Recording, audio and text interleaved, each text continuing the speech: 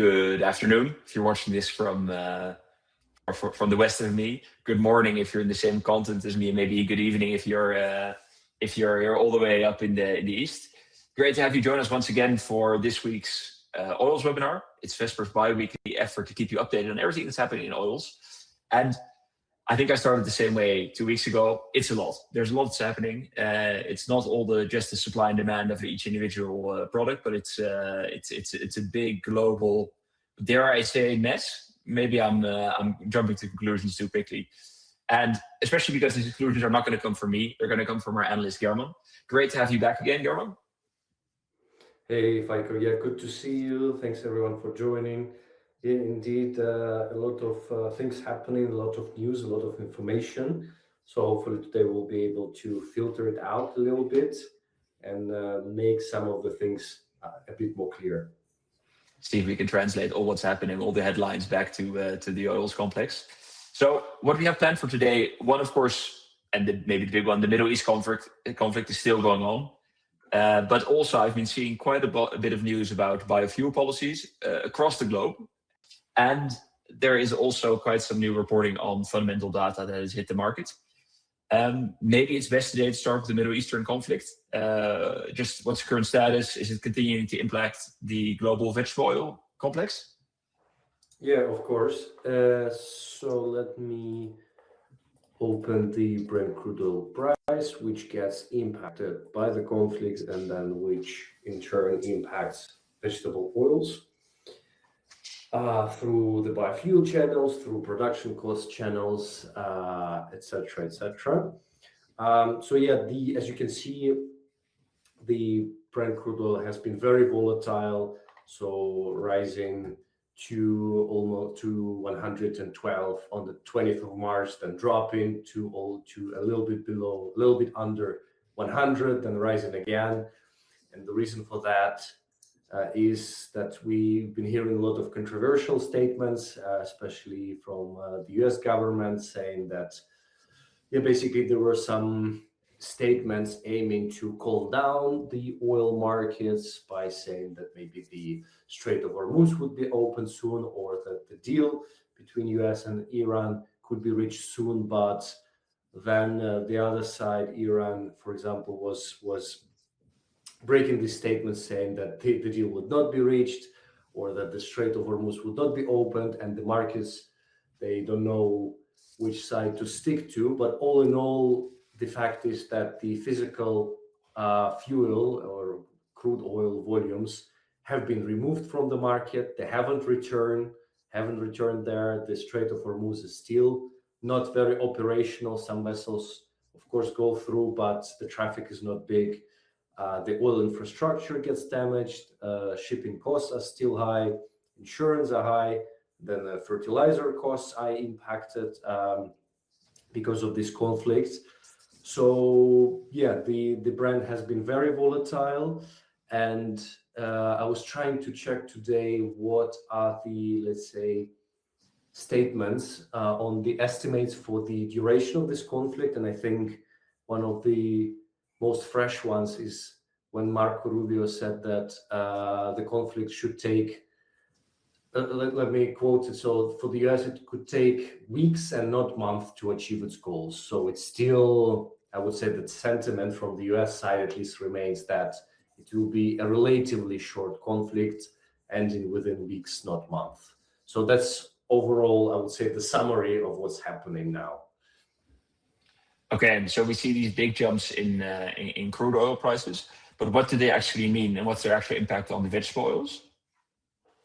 Yeah, so as we were writing, as I wrote in my report last week, the vegetable oils, they attempt to stick to fundamentals, and that's because buyers, they don't want to pay high prices amid news that production for some sort of oil seed will be in a good shape this year, or that there are some fresh arrivals from origins for a certain product.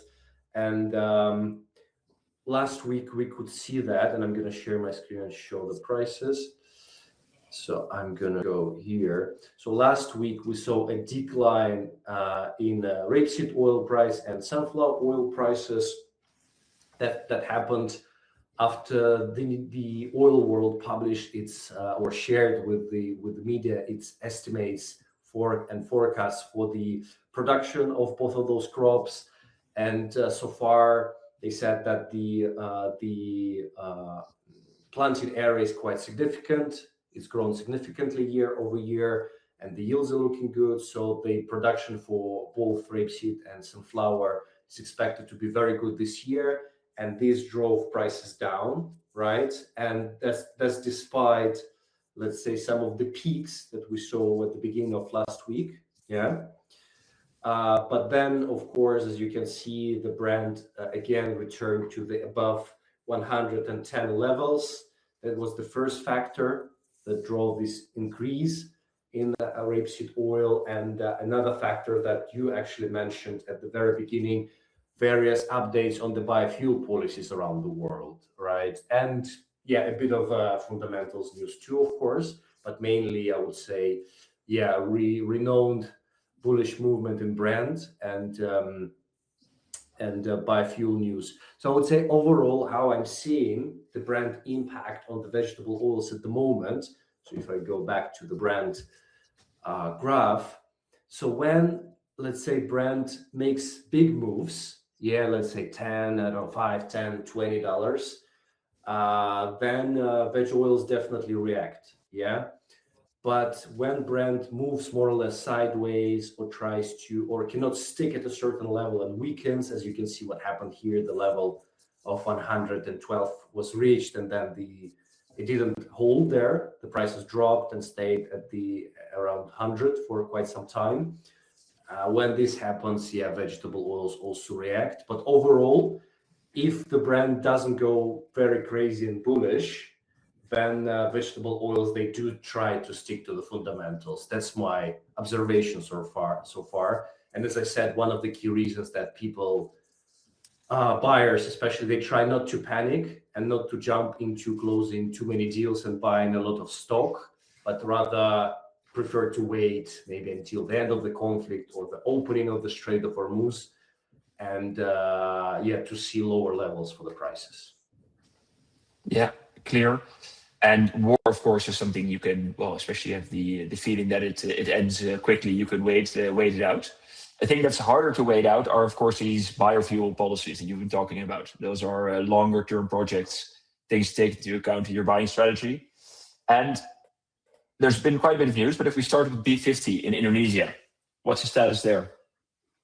Yeah, of course, B50 is a big thing now. And just before the webinar, I saw that somebody nicely shared the article on our WhatsApp group, and I can see that yeah, basically Reuters shared the news that from July 1st, B50 program will be implemented. So the context of it, that before, let's say, the Middle East conflict happened,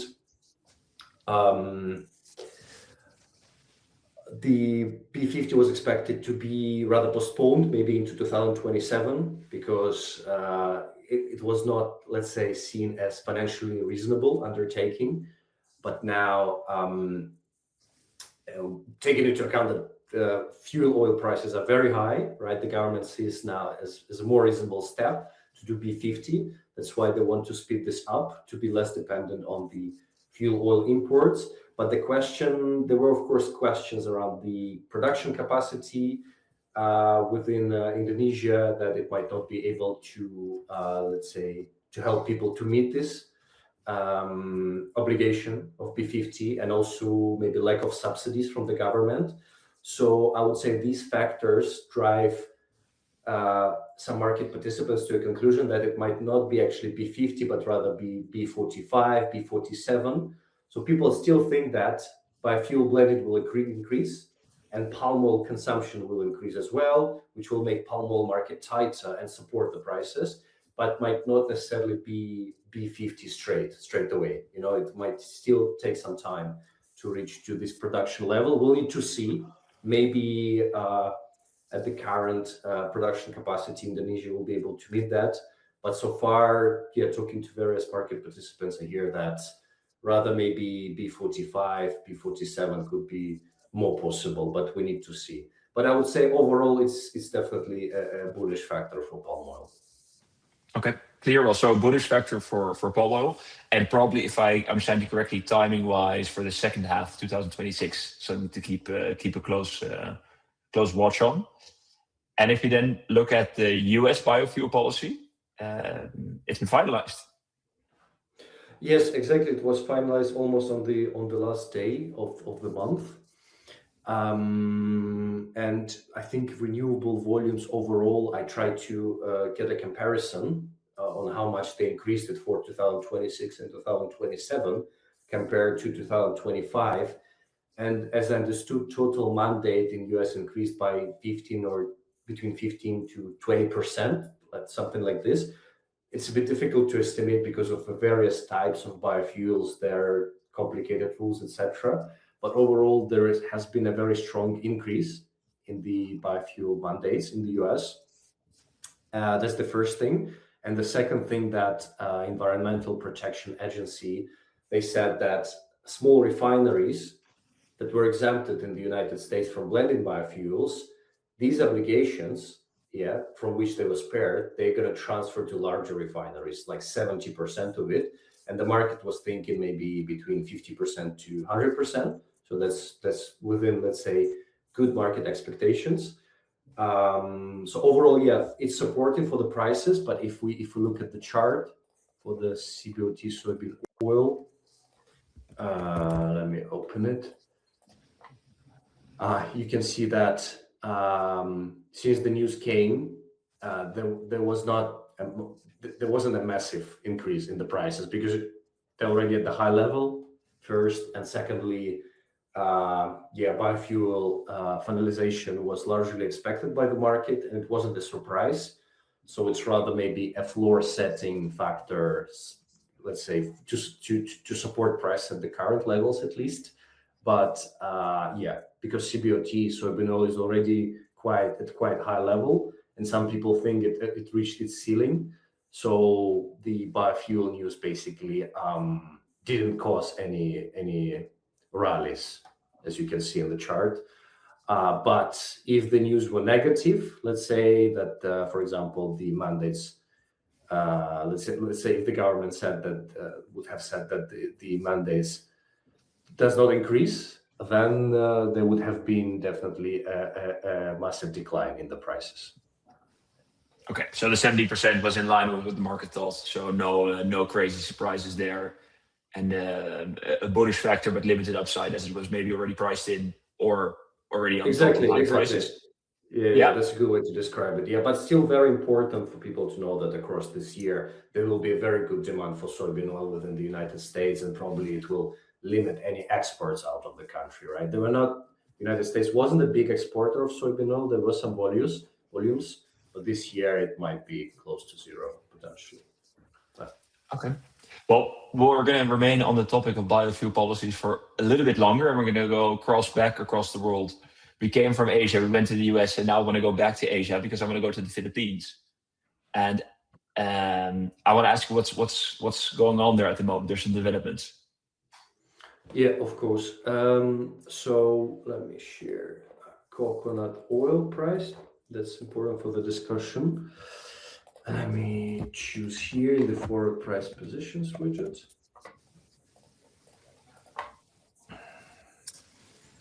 As you can see, there has been a decline in coconut oil prices week over week. And in the Sea of Rotterdam, but also there was a very strong decline in the origin prices in the Philippines. And the key reason for that, as I understood from the market participants, that the coconut oil suppliers are worried about the demand from the biofuel sector. And that's because in this situation with the war in the Middle East, the government is worried that, for example, biofuel prices will be too high because of the higher demand, etc., etc. So they're looking for the measures to tackle higher energy costs. And one of the suggestions or proposals at the government was to allow biofuel imports. Yeah. And as a complementary solution to it, potentially, there was a proposal to abolish biofuel blending mandates because, to battle, let's say, partly battle the inflation related to food prices, coconut oil, to make sure that coconut oil prices don't go too high, as in the Philippines, people use it for cooking. It's a cooking oil. So that basically that has shaken the confidence of the coconut oil suppliers that biofuel sector will be buying and producing a lot, and that's weighed on prices, as you can see in the chart. But I would say there is no decision yet by the government which measures to take, whether to allow biofuel imports or not, whether to abolish biofuel mandates or suspend or maybe even increase, of course, because farmers are pushing for it. So there are no decisions yet. And I think the government has taken a 6-week pause to decide. So hopefully maybe in April, there will be more clarity on what the Filipino government will be doing about the biofuels. Okay, we got a good question in the chat, but maybe it's good now we're on the on coconut to just quickly look at if palm kernel oil is following the same trend before we answer that question.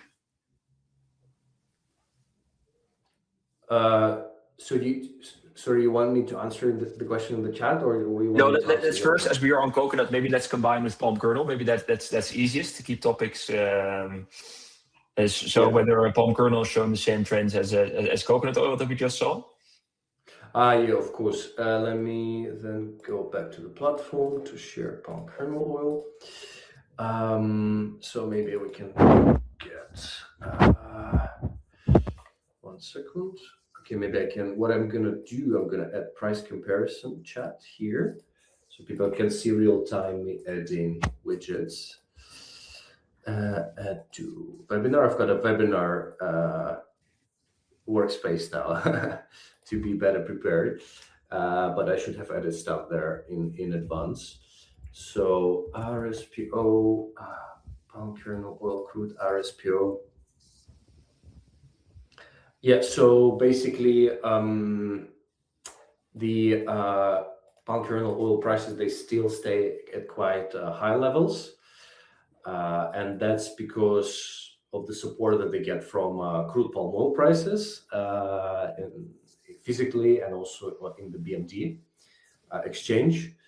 So that's one of the reasons. And another reason which helps a little bit palm kernel oil, that this season production of this lauric oil is expected to be a bit below than last season. That was largely priced in, but with the tight logistics, with the more difficult logistics and higher Brent crude and higher crude oil prices and palm oil prices, that factor also adds to the bullishness of crude palm kernel oil. And at the moment, I think there is almost no difference in prices, whether at the origin or at the sieve, for palm kernel oil and coconut oil, which is a bit unusual for those markets where normally coconut oil has a premium over palm kernel oil. But at this point, due to the various circumstances, there is no difference between prices. That's kind of one of your unique situations.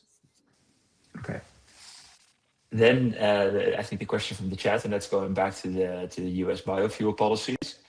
So the question is whether foreign feedstocks are banned in the EPA mandate, and what would be the impact on the other feedstocks? Is that information you already have? I think I need to double check. I think the last time I checked it, I think it was banned. It was mainly North American feedstock that was supposed to be used, that was supposed to be getting tax advantages, right? But I need to double check if these updates came together with the renewable volumes, etc. I haven't seen anything yet, I'm going to admit. Yeah, but I'll check this week, and we can publish it somewhere on the social media. Perfect. Or in your next report, the information will come there. But it's a great question. Thank you for asking that. And then this concludes, I think, our coverage of the biofuel policies across the world. And back to fundamentals, because you said there's quite a few fundamental reports that were released this week, some new data coming to the market, and maybe some responses from the market, particularly for rapeseed oil and sunflower oil. Can we start off with rapeseed oil? What information did the market get, and what happened? Yeah, exactly. So I very briefly mentioned it at the beginning. So there were reports about the expanded area globally for the rapeseed. So I think Oil World, they said that the planting area would increase by around 1 million, more than 1 million hectares, I think. And the yields should be okay for key producing countries like Europe, Canada, Australia, etc. And combined with the fact that this season we already had good production, as you remember, for rapeseed, and we're going to have good ending stocks for rapeseed, mainly because of the Canadian canola, but it still adds to the balance, right? So what do we have? We have good expected production 2026, good beginning stocks, so ending stocks for this season, beginning stocks for next season. So very loose situation with the rapeseed balance, which makes the situation fundamentally bearish for the rapeseed oil. And that's why buyers prefer to wait and hoping that the conflict finishes soon, and then they can, start buying at better prices because of these bearish fundamentals. Yeah, clear. So supply side rapeseed doing really well. And how about the sunflower? So the movement was similar. The situation is similar with the fundamentals, also expanded global planting area and a few million metric tons higher production. But also what's adding, let's say, another fundamental that makes it a bit, that adds the color to the situation, at least recently. So as I was showing the chart for the sunflower oil, prices increased this week. And we also the news that the third shipment of sunflower that arrived to Europe, to Bulgaria, was found not compliant with the food regulations. So it can be only used for biodiesel or re-export. And that made, let's say, it gave confidence to the farmers in the Black Sea to ask for higher prices, because they feel like that there is still a need of the food sector to get more sunflower. And that's what helped prices to grow recently. But overall, as we expect good production in 2026, and there is an expectation of large arrivals from Argentina this season, we're going to see, of course, if they're all non-compliant with the food regulations or just these three shipments. But overall, the expectation so far as well is that there will be good supply second part of this season and good supply next season for sunflower. Clear. So both with a solid supply situation, but especially on the sunflower front, some key things to keep an eye on. Doesn't always mean lower prices. Then I think finally, I'd love to go for like an overall more outlook on vegetable oil development in the coming quarter. What are your expectations? Yes, of course, a lot will depend on this conflict. I try to rely on the statements by the US government, which are not always maybe reliable, so to speak. So far, the government officials say that the conflict should not last for months.